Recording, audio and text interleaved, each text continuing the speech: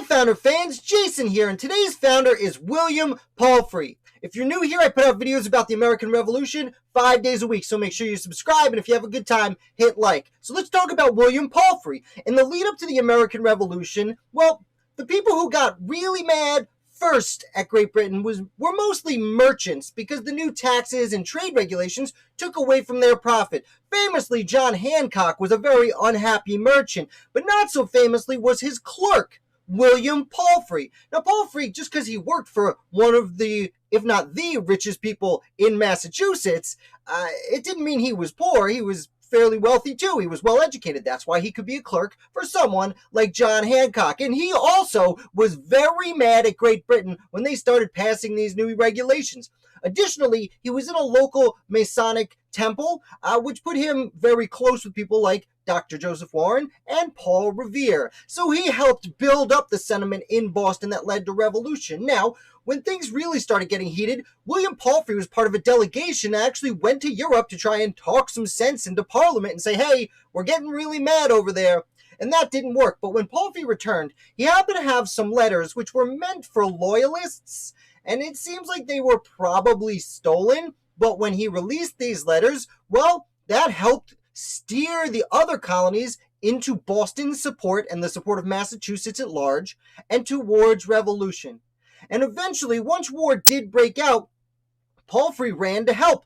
And he was very quickly, because of his station already in the Revolution, he was quickly appointed as an aide-de-camp to Major General Charles Lee, one of the first and highest-ranking major generals in the Continental Army. And it was during this time that William Palfrey put his clerical skills into order, and he helped organize those separate militias that had come to Massachusetts were now supposed to become a Continental Army. And Palfrey was one of the main people to organize the Continental Army. Now, the separate states did keep militias throughout the war. They were important, but again, this is when they were building the army, and Palfrey was a main player. In fact, he was so important that he came to the attention of one George Washington, who kind of snagged him from Charles Lee, or promoted him, and Palfrey ended up being an aide-de-camp to George Washington, where he helped finalize these improvements to the Continental Army. And in fact, when Charles Lee moved south to take over the command of the Southern Department of the Continental Army, he specifically requested of George Washington that he have Palfrey be the one of all George Washington's aide-de-camps who wrote on his behalf. Lee requested that Palfrey be the one specifically to write to Lee to inform him what was going on back north. Now, Palfrey actually only works for Washington for a few months because he gets another promotion. He becomes Paymaster of the Continental Army. And while we like to look back and say, oh, the American patriots fought from the goodness of their heart for liberty and freedom, truth of the matter is many of them fought for money. Now, as wars go, and when you build an army, usually you want to pay your soldiers. Now, paying people was difficult because the Continental Army famously didn't have a lot of money. And when it did have money, it made the Continental, which didn't really work as far as money goes, per se. Many soldiers ended up getting paid in land. But Palfrey was the one who was supposed to get money and pay the soldiers, which he did not just from the Continental Congress, but he did receive help from many of the individual colonies at the time.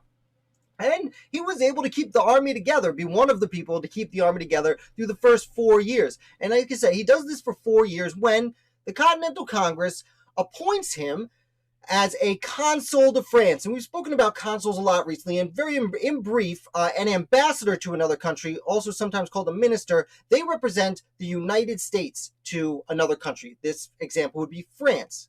But a consul represents the individual American citizens in that country to the country.